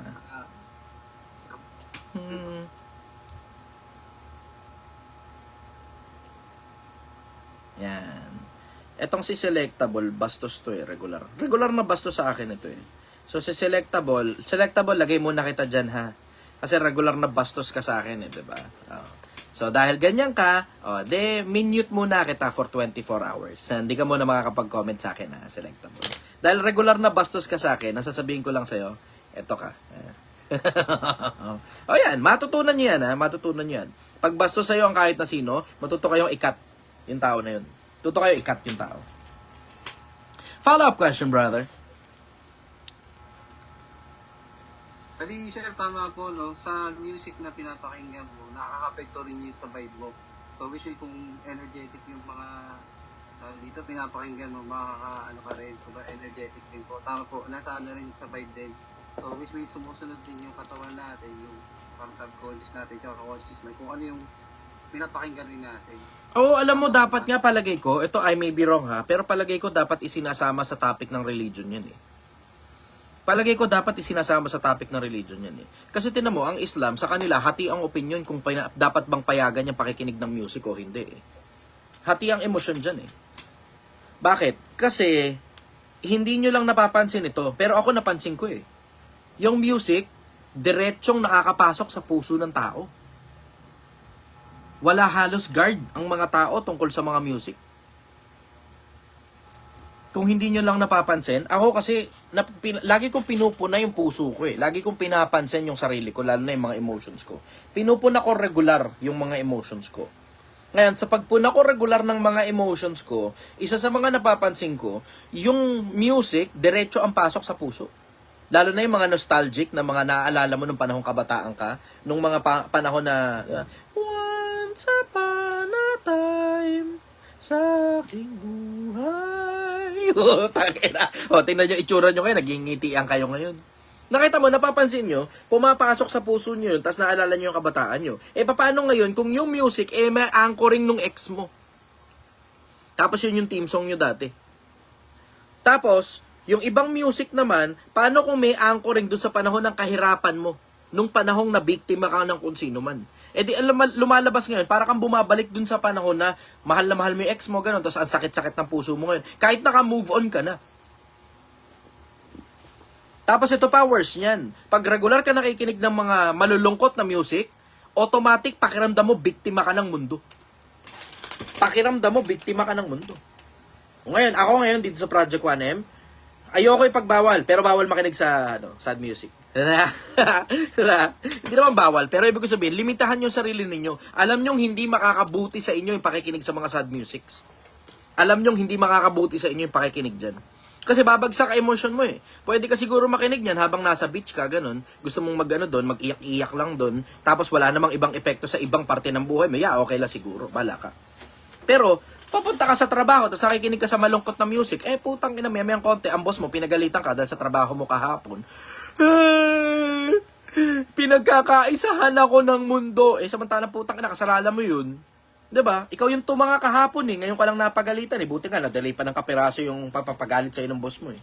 'Di ba? Buti nga, na-delay pa ng kapiraso. Tapos sasabihin mo, biktima ka ng mundo. Hindi ka inaano. Tangina mo, ikaw yung tanga eh, maligawa mo eh, 'di ba? Kasalanan mo 'yan. Kailangan matuto ka accountability. So dapat humanap ka ng music na tipong, "Hindi, it's all my fault. You want me a shot because you want me this opportunity once in a lifetime. You better prove yourself in the music the moment you want it. You never let it go." O yun, kahit pa paano, medyo okay pa yun eh. Diba si Eminem, pinakinggan ko nga paminsan-minsan yun. Sabi ko, hyper ako dito ah. Okay to ah. Diba? Kailangan puro gano'n yung music mo kapag pambalag-bagan yung trabaho mo. Di pwede bakbakan yung trabaho mo. Kailangan mabilisan, natatapos mo kagad. Tapos nakikinig ka ng tugtog ni Moira. May konti. Ano yung kanta ni Moira? Yung parang kay Bathala, ganun. Yung nakalimutan ko tuloy yung kanta ni Bathala. Si Moira, ang sakit-sakit sa puso ng kanta nun. Tanginang yan. Naalala ko talaga yung mga kanta ni Moira. Magaling siyang singer. Pasok sa puso, ang sakit. Alam mong alam mo talagang magaling yung singer, magaling din na composer kapag pasok sa puso mo eh, no? Anyways, follow-up question, brother. Bali sir, kasi di ko alam sir sa verse sa Bible, basta parang twice din pagdadasal pagka kumakanta ka. Parang ganun. Yung po kasi na-express mo yung sarili mo with the tone. Kumbaga may frequency, kaya siguro tumatagos din sa puso natin. Ewan ko sir kung tama po sir. No, that makes sense. Totoo, nag-make sense naman talaga yun. Kasi may mga nakasulat din naman na ganun sa Biblia eh. Gumamit daw ng tambourine, tapos umawit sa Panginoon. Diba? Meron nakasulat na ganun sa Biblia eh. Kaya tinan mo, minsan yun nga rin eh, yung ingatan nyo nga lang ang sarili nyo doon, baka madali kayo ng emosyon. Tangina, emosyon nakakadugas. Huwag nyo kakalimutan, yung mga bulaang propeta, magagaling din silang gumawa ng kanta. Magagaling din. Tapos pinalalabas nila na yung kanta na yan para kay Lord Jesus Christ. Tapos ultimately, para lang pala makuha yung tithes mo, na utos ni Moises at hindi utos ni Lord Jesus Christ. Tamo. Ayun, ang masasabi ko sa inyo, mag-iingat na lang kayo sa Mag-iingat kayo sa paggamit ng music. Mag-iingat kayo sa emotion ninyo in general. Delikado ang emosyon. Pagka sa emosyon mo, nagkamali ka, yung mga pinakamalalaking pagkakamali mo sa buhay, madadali ka dahil lang pumasok sa puso mo yung kung sino man. Ingatan nyo sarili nyo. Follow-up question, brother. Bali, ito sir, last na po, hindi naman to sana po. Bali, ito sir, ano po ba yung pagkakahintulad ng paniniwala ng Jews tsaka Muslim? Yung mga Jews tsaka mga Muslim po. Marami. Kasi ano po, Marami. Bawal kain baboy. Marami. Bawal kain ng baboy, ngipin sa ngipin, pangil sa pangil, mata sa mata. Marami, sobrang daming pagkakahalintulad ng mga Hudyo at saka ng Islam in general. Sobrang daming pagkakahalintulad ng mga Hudyo at saka ng Islam in general. Sobrang dami. Actually, if you put it into consideration, kino-consider ng Islam na isa sa mga propeta nila yung mga naunang propeta. Bawa si Moises, kung tawagin nila si propeta Musa. Si Abraham isa rin. Si Isaac at saka si Jacob, parte rin ng parte rin ng Quran. Na although hindi yun ang mga pangalan nila doon, si Jesus, siya si propeta Isa sa Quran. At marami pang iba pang mga pagkakahawig. Marami. Kasi ang track record niya, nauna kasi sila, 'di ba, sila propeta Moises. Sila propeta Moises, paglipas ng panahon, lumitaw iba pang mga propeta, sila sumulat ng 10 utos eh. Sila sumulat ng 10 utos. Sila sumulat ng 10 utos, silang sumulat ng sila sumulat ng Torah, na yung Torah na yan, eventually nahati sa 5, tapos yung 5 na yan, tinawag na Pentateuco, tapos lumipas ang marami pang panahon, maraming panahon pa, lumipas ang approximately, basta maraming panahon, tapos lumitaw ngayon si Jesus, siya si Propeta Isa doon sa Quran, tapos paglipas ng 600 taon, lumitaw ngayon ang Propeta Muhammad. Yun ang timeline nun eh. Yun ang timeline, yun ang panahonan nun. Follow-up question, brother.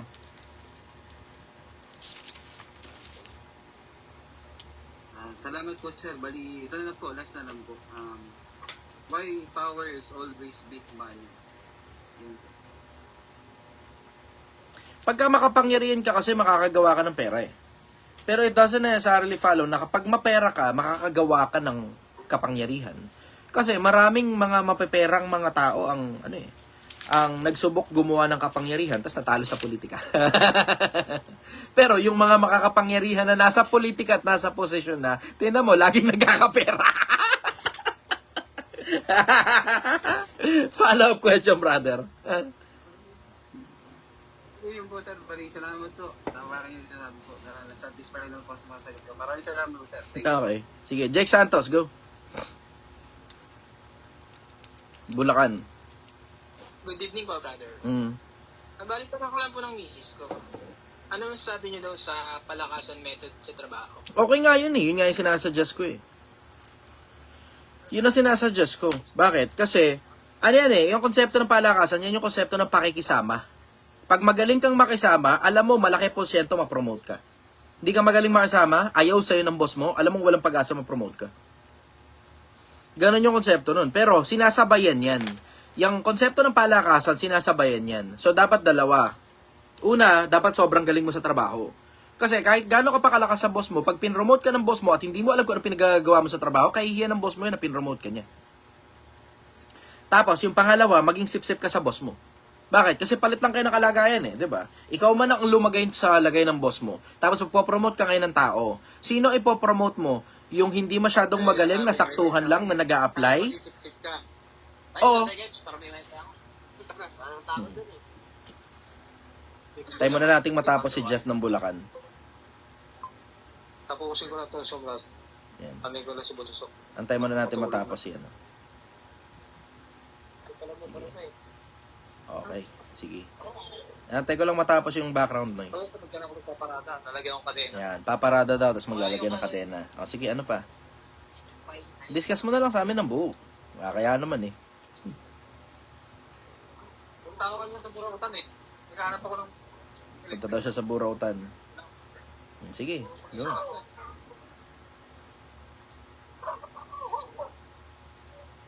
Ayan. Magaling tumahol ng aso, magaling. Okay, ayos. Ayos. O, sige. Waiting tayo. Kailan kaya mamamute? Sino kaya yung admin natin? Admin, baka naman. Durog na naman. Sige, sino ba yun? Pero pag pinakinggan mo yung tunog, parang balo. Napakagaling. Pag pinakinggan mo, napakagaling talaga. Sabi ko naman sa inyo, ulit-ulitin ko lang din eh. Paulit-ulit ako eh. Pagka sasali kayo rito sa Zoom meeting, dapat nandito attention ninyo. Kasi tinan mo, nakakainis eh. Pumasok sa Zoom meeting, naka-unmute siya, tapos may dinidiscuss siya na kung ano man, sa kung sino man, pati tayo, damay pa sa dinidiscuss niya. Sino to? Jeff Bulacan. Jeff Bulacan. Tinan mo, hindi rin naman siya nakikinig eh, di ba? Sumali ka pa sa meeting, hindi ka rin pala makikinig, tapos pakikinigin mo kami lahat sa dinidiscuss mo. Presidente ng Bulacan, makikisuyo, pakisuspindi mo nga muna sandali ito. Huwag muna siyang sumali sa Zoom meeting kung ganyan lang naman. Huwag na lang sumali sa Zoom meeting pagka ganyan. Sige, Jeff. Sige. Tuloy mo lang. Kwentuhan mo kami lahat. Jeff. Jeff, commute na ako. Pakimute ko. Kasi naman iinis kasi ayaw man na. Diba, yan ang sinasabi ko. Pumasok ka sa Zoom meeting ko, 100 mahigit ang nanonood at dito bukod pa sa nasa Facebook, tapos nasa YouTube pa. Diba? Yan ang sinasabi ko. So lumalabas, nasa halos 300 yung nakikinig ngayon sa kalokohan mo. Diba? Presidente ng Bulacan, wag niyo munang papasukin sa Zoom meeting yung mga ganyan. Sa mga presidente, papaalala ko lang sa inyo, kapag ka ang member ninyo naka-unmute, wag niyo munang papasukin kahit mga 1 linggo lang. Wag niyo na munang pasalihin dito. Kasi hindi nagme-make sense eh, di ba? Pag-usapan natin sa meeting yan mamaya. Pero moving forward, wag nyo na munang pasasalihin yung mga ganyan. Kasi ganun din naman eh, papasok sila sa Zoom meeting, mahigit 100 ang nandito sa Zoom meeting, tapos bukod pa dun sa kapag naka-live ako, ngayon, naka-live ako ngayon dito, merong mahigit kulang 100 dito. Sa kabila, kulang 100 din. Tapos sa YouTube din, isama na rin natin. O di ilan ngayon yung nanonood, halos 400 tao yung nanonood. Tapos ngayon, lahat kami, pinakikinig ninyo. Lahat kami, Jeff ng Bulacan, lahat kami pinakikinig mo dun sa background noise na ginagawa ninyo na may meeting kayong sarili, lahat kami ngayon nakikinig sa meeting mo. Jeff ng Bulacan, hindi nakakatuwa. Diretso lang kita, Jeff ng Bulacan, hindi nakakatuwa. Wala kaming choice ngayon. Kundi makinig sa'yo. Kasi, hindi mo minute eh, diba? Late ka na nga dumating, hindi mo pa minute. Parehas lang ng konsepto ng classroom yan eh. Pasok ka ngayon, late ka, hindi ka pa nagdahan-dahan, pumasok ka pa sa pintuan sa harap, hindi sa likod. 'Di ba? Late ka na nga, pinabayaan mo pang naka-unmute. Ngayon, wala nga yung choice. Siyempre, ang teacher, ipapahiya ka talaga. Bakit? Ipinahiya mo yung teacher eh. 'Di ba? Ganon talaga. President ng Bulacan, makikisuyo. Huwag nyo na munang pasalihin sa Zoom meeting yan moving forward. Pansamantala, suspindihin mo na yung isang piraso na yan. Ganon na lang tayo. Moving forward, papasok kayo sa Zoom meeting, wala ang atensyon nyo dito, hahayaan ninyo na naka-unmute kayo habang nakikipag-usap kayo kung kani-kanino. O ngayon, wala ngayong kaming choice kundi makinig ngayon sa kalokohan ninyo. 'Di ba? Pagka ganon, hindi rin lang naman kayo nandito para mag-aral, wag na lang kayong sumali sa Zoom meeting. Pag hindi kayo nandito para mag-aral, wag na lang kayo sumali sa Zoom meeting. Kasi kung ang gusto ninyo, attendance lang, hindi rin kayo makikinabang. Ang purpose nito, para makinabang kayo at matuto kayo. Kasi kung ako lang din sa sarili ko, ako nag-aaral ako sa sarili ko. Ang dami kong libro dito sa gilid eh. Ano ngayon ang pakinabang sa akin para ako nandito sa Zoom meeting bukod sa ako yung nagtatransfer ng knowledge sa inyo. Diba? Kasi kung pasikat at pasikat lang din naman, pwede naman akong kumuha ng mga questions sa TikTok. Paalala ko lang, pwede akong kumuha ng questions sa TikTok, pwede kong kumuha ng questions sa Facebook, pwede akong kumuha ng questions sa YouTube. Pero the fact na nandito kayo sa Zoom meeting at nakakausap ako, it's supposed to be a privilege para sa inyo na natututo kayo. Kasi mahal ang bayad dito. Paalala ko lang sa inyo, ang isang ganitong klaseng Zoom meeting, nasa 1,500 to 2,000 pesos sa ibang mga vlogger. Tapos nakukuha nyo ng libre. Tapos pagpapasok kayo rito, naka-unmute pa, tapos darating ka kung kailan patapos na ngayon yung Zoom. Jeff ng Bulacan, hindi nakakatuwa yung ginawa mo, Jeff. Minsan kailangan natin pahiyain. Ganun na lang gawin natin. Yeah. So lahat ng mga hindi mag-unmute, hindi mag-mute pagpasok, gano'n na lang gagawin natin. Babanggitin natin yung pangalan. Then ngayon, moving forward, alam nyo na ngayon, pagpasok pa lang, tangina, hindi ko gusto mabanggit yung pangalan ko sa live. Kasi naka-live sa Facebook, naka-live pa sa YouTube. Hindi ko gusto mabanggit yung pangalan ko, so mag-mute muna ako. Utakan lang yan eh, diba? Utakan lang yan eh. Follow-up question, go. Baka meron pa yung kanina.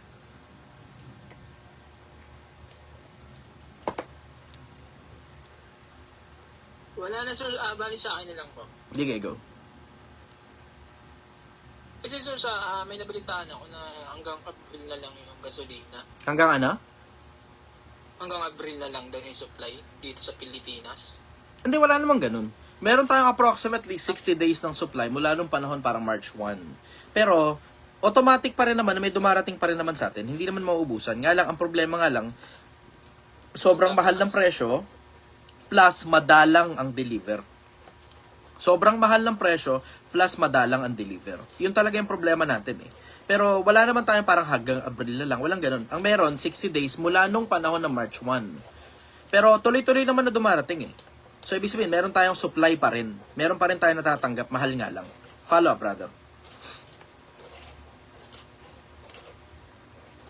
Okay na po, brother. Okay, sige. All set. Nariel, Pampanga, go. Magandang gabi, sir. Good evening. At sir, tanong ko lang, di ba nung nakarang gabi, nabanggit mo na kapag matalino ang isang tao, hindi mandatory na maraming pera. So, ibig sabihin ba, sir, meron ding mga tao na sobrang matatalino pero nasa normal lang na namumuhay dito sa mundo? Ako, mahirap lang naman ako eh. Ayun. Oo, diba? Mahirap lang ako. Ano pa akala niyo sa akin, mayaman? Mahirap lang. Titinda ka lang ng sinigang sa gilid ng kalsada. Ngayon, nasunugan pa. Ano akala niyo sa akin, mayaman? Mahirap lang ako. So, meron talaga mga gano'n. Nakita niyo si Nikola Tesla? Si Nikola Tesla, di ba? Kita niyo, namatay sa isang hotel sa Amerika, sa New York. Tapos, hindi siya sobrang yaman. Tapos, pinipondohan lang siya ng kung sino man. Di ba? It has been given time and time again na meron talagang mga taong sobrang talino. I'm not referring to myself. Yung sa akin, biro-biro lang yun eh. I'm not referring to myself. Pero may mga tao talaga na sobrang talino, tas namatay lang sila ng mga ordinaryong tao. At nabuhay din sila ng ordinaryong tao.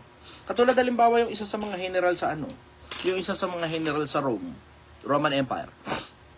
Kinailangan ng dictator, siya ang pinili ng mga tao para maging dictator kahit hindi naman niya gusto. Tapos, pagkatapos na mapamahalaan ng Roman Empire, bumaba na siya sa posisyon at nagtanim na lang siya ng cabbage. Kasi yun naman talaga yung gusto niya. Yun yung ginagawa niya bago siya hinala ng dictator.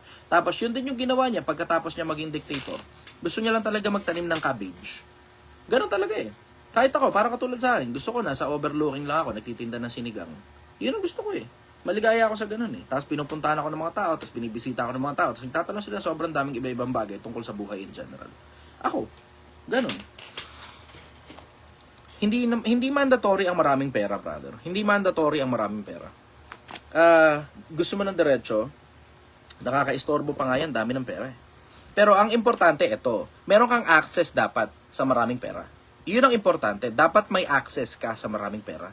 Hindi mandatory na sa'yo yung pera. Pero dapat may access ka kahit papano sa ibang tao na marami ang pera. Kasi may mga ganun talaga, brother eh. Kailangan lang talaga may access ka. Bakit? Because of practicality reason. Hindi kailangan na sa'yo yung pera. Pero kailangan meron kang financer. Pag matalinong tao ka, alam mo yun. Pag matalinong tao ka, hindi kailangang nasa iyo yung pera. Pwedeng nasa bulsa ng iba't ibang mga tao. Tapos sila ang financer mo. Kapag may naisip kang brilliant idea, papondohan mo kahit kanino. Diba? Ganun lang kasimple. Pero you have to be responsible enough. Kasi being an intelligent person, you understand the risk versus reward ratio. May mga tao sobrang galing nilang gumawa ng pera dun sa field nila. Sa field nila. Pero eventually, the funds are drying up, so they're now looking into the perspective of having other people manage their finances. Bawa, tinan mo, Parang katulad halimbawa ni, eto hindi masyadong magandang halimbawa ito eh. Huwag nyo na lang tingnan yung pangit na ginawa. Pero tignan nyo si Epstein. 'Di ba? Si Jeffrey Epstein. Technically, siya ang Uber ng mga bilyonaryo. Pinapahandle sa kanya ang pera ng ibang tao. Yung mga bangko in general. Yung mga bangko, lalagay mo sa kanila yung pera mo, i-handle nila yung pera, hindi naman talaga sa kanilang pera yun, pero gumagawa sila ng pera gamit yung pera ng ibang tao. If you're intelligent enough, then you know how to make money out of other people's money. Yun nga lang ang problema, sino yung totoo versus sino yung nagpapanggap lang na alam nila ginagawa nila sa pera ng ibang tao. Ganun yung konsepto. You can make money out of other people's money and you can be rich by using other people's money. In case lang na hindi nyo alam. So, hindi mandatory na marami kang pera pag matalinong tao ka. Gusto mo ng diretso, hindi nga mandatory maraming pera pag buhay ka bilang tao eh. Hindi mandatory yun. Mag-ingat kayo sa lahat ng kasakiman. Ang buhay ng tao ay hindi sa kasaganaan ng mga bagay na tinatangkilik niya. Mag-ingat kayo sa lahat ng kasakiman. Ang buhay ng tao ay hindi sa kasaganaan ng mga bagay na tinatangkilik niya. Oo, sige, you may say that it is convenient for you to have so much money. Pero sometimes you have to learn the ways of scarcity. Sabi nga ni Pablo sa Biblia, nalalaman ko ang lihim ng kabusugan at ang lihim ng kagutuman. Dapat malaman mo kahit lihim ng kagutuman. Na kahit mayaman ka, kahit marami kang pera, matuto ka pa rin magutom. Kasi pag hindi ka na nagugutom, yayabang ka, tataas ang tingin mo sa sarili mo. Pero pansinin ninyo, hindi naman ako Muslim, pero bakit sumabay ako sa Ramadan? Sa pagpapakagutom na sinasadyang magutom. Bakit? Kasi with everything that I have to remind myself that I am soil. I am dust. Lupa ako. At sa lupa rin ako babalik. Para ipaalala sa sarili ko yun, kasi dakila na eh. Yun nga nakakatakot sa kadakilaan, Pilipinas. Yun ang nakakatakot sa kadakilaan. Pag tinitingala ka ng napakaraming tao, ang dali para sa'yo na makalimutang lupa ka lang. Pag tinitingala ka ng mga tao, ang dali para sa'yo na makalimutang lupa ka lang. Tinan mo, isipin mo Isipin mo, kunyari ikaw ngayon, kung sino ka man, ikaw ngayon, ordinaryong taong bayan ka, tapos may halos 100 nakikinig sa'yo dito, halos 100 din dito, kalahati na 100 dito, tapos sa YouTube, ang dami rin nakikinig sa'yo. Tapos pag tinignan mo ngayon, ilan na tayo ngayon dito? 116 sa Zoom meeting. Tapos yung 116 na yan yung regular na umaattend. Isipin mo, sa isang pagkakataon lang, halos 300 ang nakikinig sa'yo. Sa isang pagkakataon lang, na kahit araw-arawin mo pa itong ginagawa mo, alam mong ganyan at ganyan pa rin ang mga audience mo. Halos 300. Hindi nyo alam kung gaano karaming tao yung halos 300, makakapuno ka ng basketball court niyan. Tapos ang daming nanonood sa'yo, tapos matamang nakikinig sa'yo. Hindi kaya yumabang kanya kapag may ganyang karami na nakikinig sa'yo? O para ipaalala sa sarili ko na hindi ako dapat magyabang, at para ipaalala sa sarili ko na dapat manatili lang akong mababang tao, kahit gaano pa karami ang marating ko at kahit gaano pa kalayo ang marating ko sa buhay, ako mismo personal, nagpapakagutom, sinasadya ko. Para ipaalala sa sarili ko, lupa lang ako. Kasi as much as ang kayabangan pinapractice, kung hindi nyo napansin maraming tao nagpa-practice ng kayabangan. Nagpapakita ng sports car, hindi kanila. Mansion, hindi kanila. Travel, hindi kanila. Extravagance, hindi kanila. Minsan nga, hindi sila gumastos ng pera. Minsan hindi. Makikita mo na experience, ang sarap. Pero hindi sila nagbayad nun. As much as ang kayabangan pinapractice, matutunan nyo to sa galing sa akin, Pilipinas, ang humility, ang kababaang loob, pinapractice at pinaghihirapan din. Lalo na kapag tumataas ka na. Pinapractice at pinaghihirapan yan. Hindi naiintindihan ng masyadong maraming tao yung kapangyarihan ng kababaan. Ang naiintindihan ng sobrang daming tao ang kapangyarihan ng kataasan.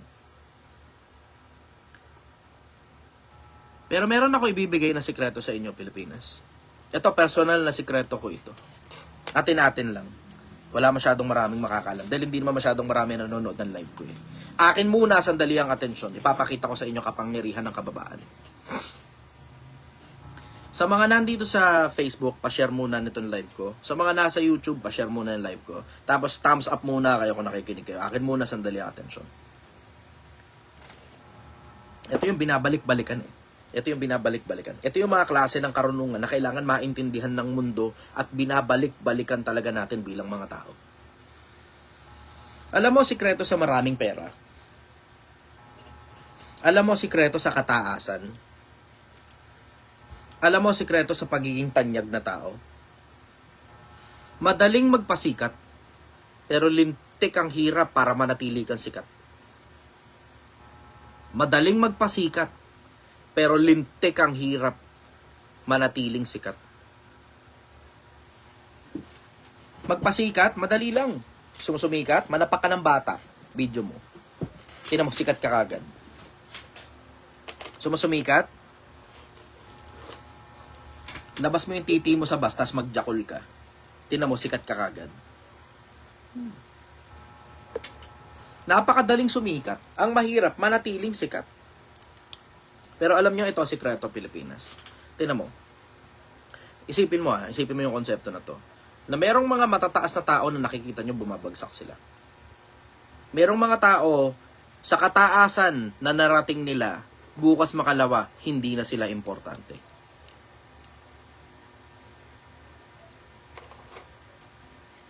Isa sa mga pinakamagagandang halimbawa dyan, tingnan mo. Nakakuha ng atensyon, 15 minutes of fame. Si Boy Dila, naalala nyo siya? Si Boy Dila. His 15 minutes of fame came. And then, sino na siya ngayon? Baka sikat pa rin dun sa loob ng community niya sa maliit na lugar ng San Juan. Pero sigurado mo, sa buong Pilipinas, hindi na siya kilala. At hindi na rin siya importante. Tapos, habang lumilipas pa ang panahon na hindi ka na nakikita ng mga tao, lalo ka nang hindi importante. Pero alam mo ang sikreto, diretso, nasa kababaan. Kasi ang Panginoon nagbibigay ng karunungan sa mga mabababa. Ang pagkatakot sa Panginoon ay pasimula ng karunungan. Kung tsatsagain mo nga lang basahin, maiintindihan mo na ang Diyos hindi madamot sa karunungan. Hindi madamot. Merong bagay na binabalik-balikan sa iyo ang mga tao, diba? Tapos yung bagay na yun na binabalik-balikan sa iyo ng mga tao, alam mo, pag mas maraming tao ang nakaalam ng bagay na binabalik-balikan sa iyo, alam mo, mananatili ka ng sobrang daming taga-suporta. Hanggang magmataas ka. Bakit? Kasi ang nagpapakataas, ibinababa.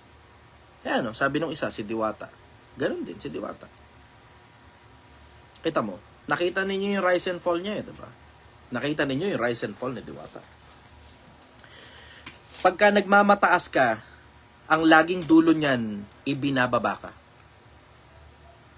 Pero, pagka nagpapakababa ka, sa lahat ng panahon na nagpapakababa ka, ang mga tao na ang bahalang mag-angat sa iyo.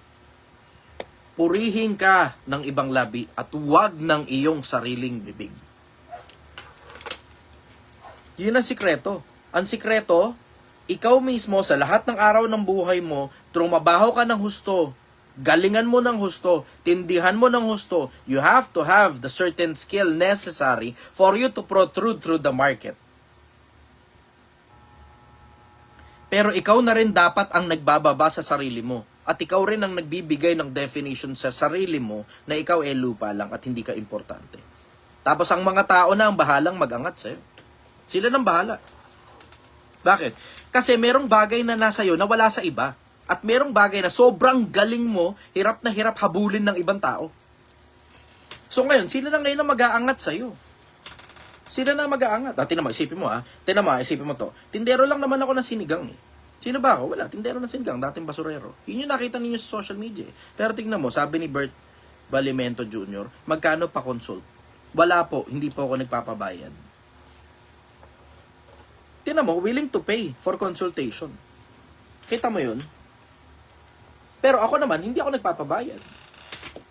Tignan mo, katulad dito sa Zoom meeting. Diba, meron ba kayong binayad sa akin para nandito kayo sa Zoom meeting? Ang hingi ko lang naman sa inyo, putang ina, i-meet nyo naman kasi, di ba? Ilang hinihingi ko meet nyo. Putang ina naman, di ba? Tangina, alam mo, kasarapan ng usapan. Bigyan may konti, may tumatahol na aso. Putang ina. May konti, may dinidiscuss ka doon sa tropa mo, nakasabayan mo manigarilyo. Habang nakikita namin yung singit mo dahil naka-on cam ka pang hayop ka. Tangina talaga. Nakakaburat eh, di ba? Nakakainis eh. Pero alam mo, ang sikreto sa kataasan, nasa kababaan. Kung gusto mong malayo ang marating mo, matuto ka na ikaw na mismo ang nagbababa sa sarili mo. Kasi kahit gaano pa kalayo ang marating mo, pag ikaw mismo ang nagpapakataas sa sarili mo, ang kaduluduluhan yan, ang mga tao, ibabagsak ka talaga. Nakakarinig ng kayabangan sa iyo eh. 'Di ba? Alam mo yun nga yung nagtataka ko ron sa iba eh. Ibang mga vlogger. Puta, alam mo, legit na mayaman na eh. Kinang ina mo, nagsusuot ka pa ng Pekin Rolex, mayaman ka naman talaga sa tunay na buhay. 'Di ba? May mga ibang mga vlogger, mayaman naman talaga eh. Pero nakikihiram pa ng sports car ng ibang mas mayaman pa sa kanila para magyabang sa internet kahit mayaman naman talaga sila sa tunay na buhay. Tangina, pagka ganyan ka, talaga ibababa ka talaga ng mga tao. Ibabagsak ka talaga ng mga tao. Bakit? Ikaw, nagmayabang ka eh. Hindi matutunan ng mga tao ang konsepto ng humility na pwede ka rin namang sumikat kahit humble ka. Pwede ka pa rin sumikat kahit humble ka. Hindi ko maintindihan sa mga vlogger kung bakit tangina parang pinipilit nila pagkataas-taasan yung mga sarili nila. Akala nila mamahalin sila ng mga tao pag nagpakataas sila. Hindi. Ang mga tao nakikinig.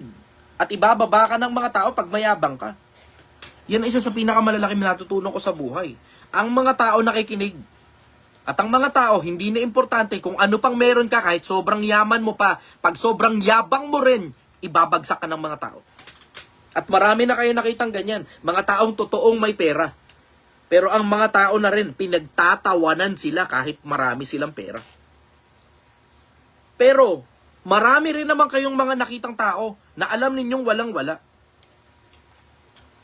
Pero dahil sa kababaang loob nila, ang mga tao na nag-aangat sa kanila, na pagka nakarinig kayo ng konting pitik ng kayabangan, ang translation sa utak ninyo, hindi mayabang yan, nagpapatawa yan. Pinakamagandang halimbawa, Kuya Renan, tinan mo, mahal na mga tao. Hanggang ngayon, hindi pa rin siya nagpo-promote ng sugal. Hanggang ngayon. Hanggang saan, nakapagpatayo na lang siya ng bahay, pautay-utay, paunti-unti. Diba? Nakita nyo natitinda ng ice candy sa kalsada dati. Diba? Tapos nakita ninyo yung mga iba pang ginagawa niya sa internet, kumikita siya galing sa monetization. Tapos ngayon, kaliwat kanan na ngayon ng promotion sa kanya, ng kung sino, pa-promote sa kanya ng kung sino-sino negosyo. Diba? Nakikita ninyo yun eh. Bakit nangyari yun? Kasi nga, siya nga kasi nagpapakumbaba sa sarili. You know that person has sense. Si Kuya Renan, isa sa mga tao yan na alam mo sensible pakinggan eh. Wala masyadong pansinin yung parang nagko-cross-dress siya, nagpapakababa-babae siya. Ano yun, papasikat na sa social media, papatawa na lang yun eh. Pero you know and you understand that when he talks, that person really makes sense. Nagme-make sense talaga si Kuya Renan. Kaya ako, regular na pinapanood ko yun eh. Nakikitawa na lang ako dun sa mga ibang jokes niya. Kasi nakakatawa mo kasi talaga eh. Taba ng utak eh. Tapos minsan, alam mo yun, nakikicomment na lang din ako sa kanya kahit na nagko-cross-dress siya. Diba? Kasi, tang na, alam mo namang katarantaduhan lang yun at hindi naman talaga siya bakla eh. May asawa eh. Diba? Lokohan lang yun eh, diba?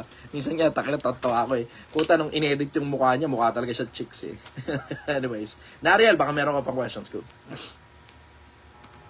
Last question lang, sir. Sige, go. Sir, ito, nagtataka lang ako, sir.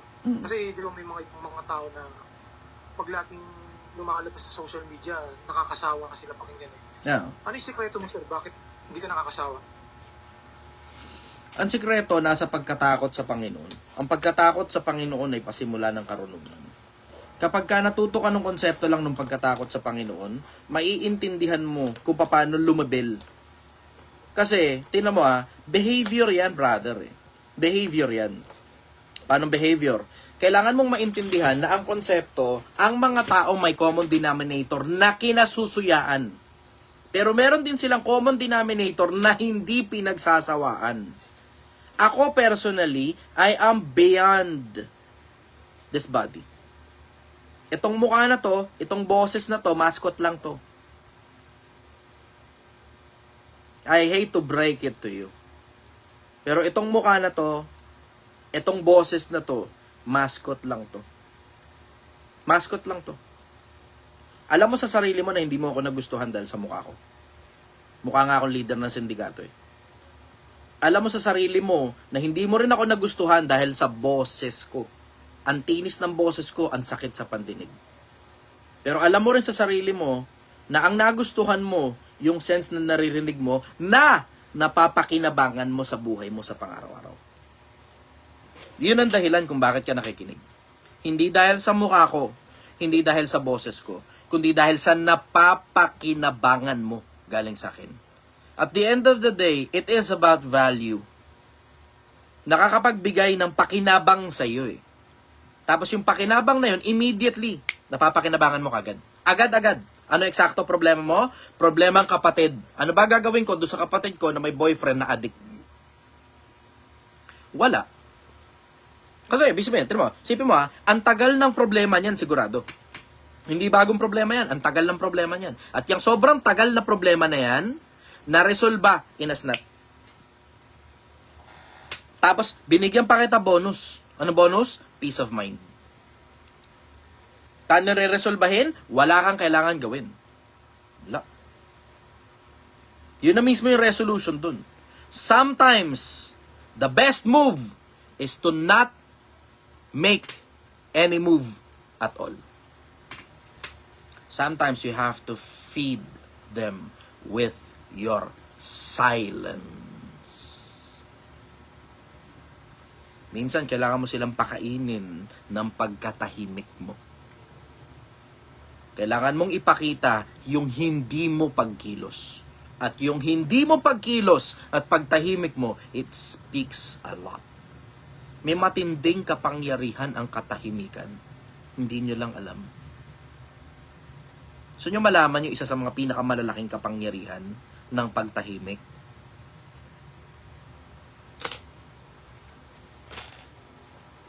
Ay, wala na pala yung 48 laws of power ko. Sayang, wala na rito eh. Bili ka nga uli ng brother, 48 laws of power. Nasunog yun sa tindahan ko eh. Nandun nga yun, nasunog. Isa sa mga sikreto ng pagtahimik, you can build credibility through your absence. Nakakabuo ka ng kredibilidad sa pamamagitan ng hindi paglitaw. Paano yun? Pag ang mga tao regular na nag-uusap-usap na tungkol sa iyo, you become a scarce commodity kapag hindi ka nila mahanap. Tingnan mo, pansinin mo. Sobrang importante para sa mga tao ng konsepto na makilala natin kung sino ba yung gumawa sa atin.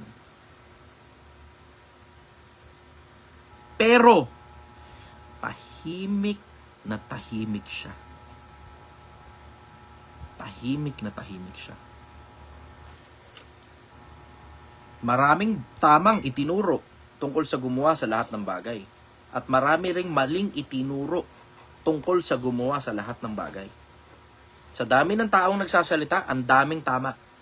At sa dami ng taong nagsasalita, ang daming mali tungkol sa kanya. Pero tignan mo,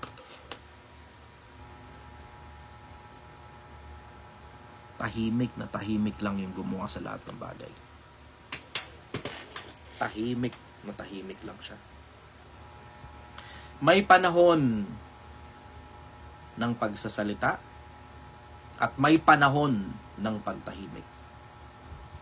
May panahon ng pagyakap at panahon ng pagpigil ng pagyakap.